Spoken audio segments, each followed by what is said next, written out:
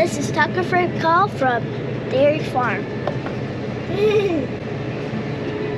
Hi. That's my grandpa.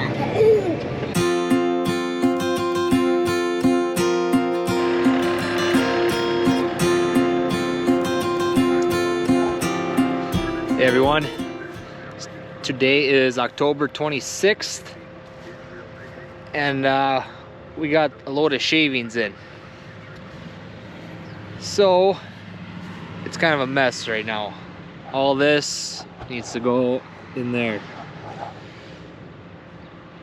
So our issue is a couple years ago, kind of this driveway here used to be lower. It used to get super muddy. You know, it actually gets stuck with the bobcat trying to get bedding out here.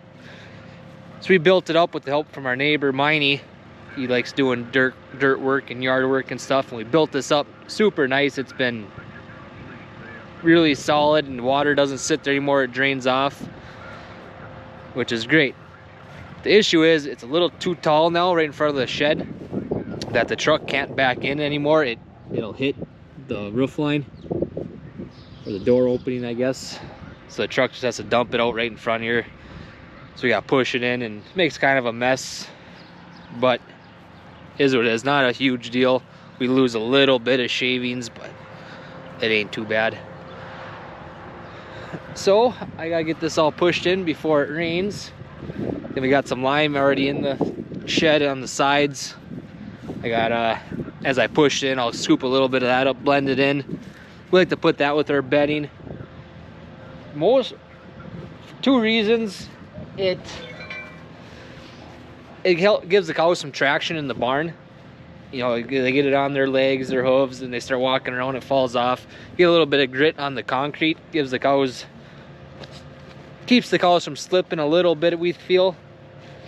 And it helps to get the bedding to go through what I bed them with, that side shooter. This stuff is super fluffy. It just wants to kind of build up in there, and I gotta shake the bobcat to get the fall down. Or when I have a little bit of lime with it, it adds some weight and actually helps it flow through there, and just goes a lot better. So that's what we do for bedding, I guess. Nothing real crazy today. Get this pushed in and find something else to do.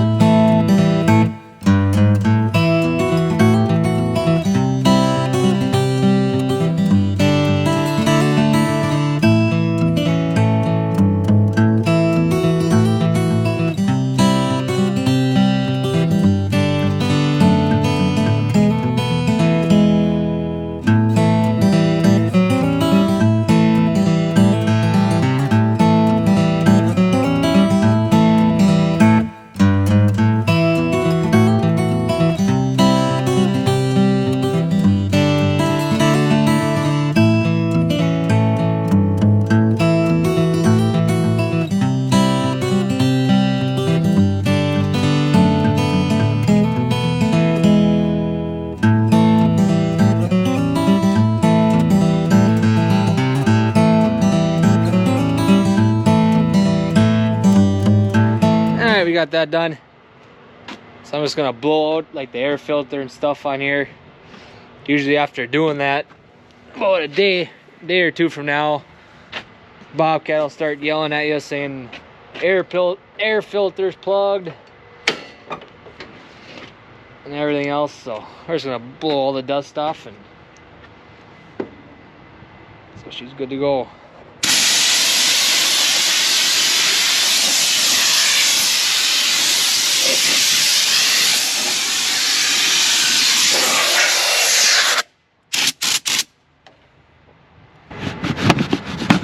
Probably helped if that was on there tight.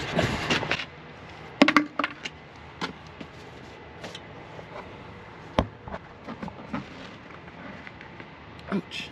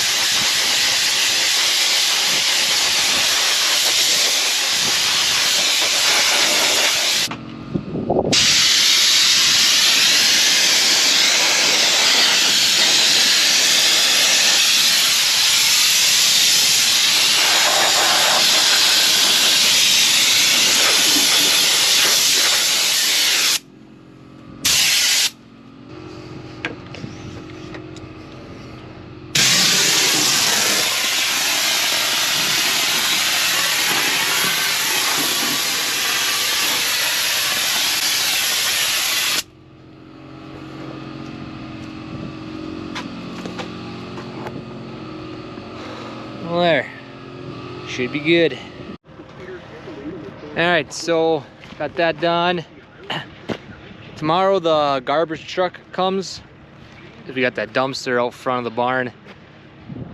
He comes every week. It comes. One day it's Tuesday, then Thursday, and kind of alternates. We got all these bags full of feed and stuff. We try to keep it cleaned up as much as we can, so whenever the day before a garbage truck comes, try to load it up, and there's room in there for a decent amount. So I'm gonna get this spot cleaned up here. So most of our bags, actually all of them, go on our tar pad, so we don't got to deal with any mud, which is probably one of the best investments we've ever made. It makes feeding so much easier and just better because we're not getting mud everywhere. We put a bag here along our bunker because a spot that doesn't get used. We can fit a full 200-foot bag in here, but it's on dirt. And this fall, so we put our silage bag here that we fed up. But while the new silage in the bunker was fermenting, we had about a month's worth of feed there. But this just gets mudded in. We got rain this fall finally, so it got pretty crappy.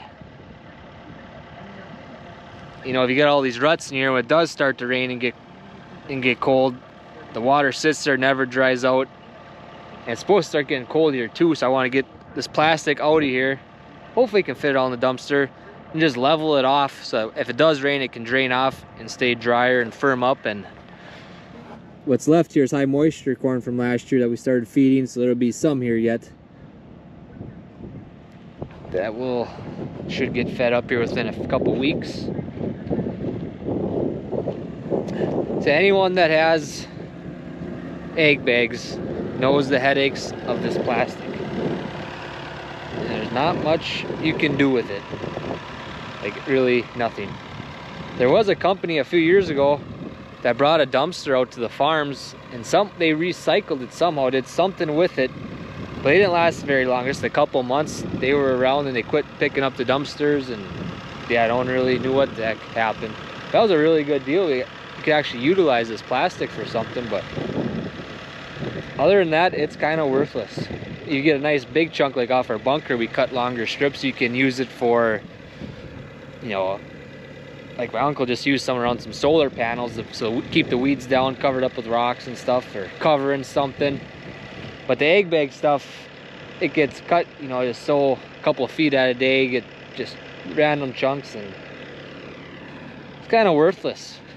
Nice to have piles, but we don't feed enough every day to keep up with it. We're thinking it might happen sometime in the future where you have everything on piles like our bunker, but for right now we're just dealing with it.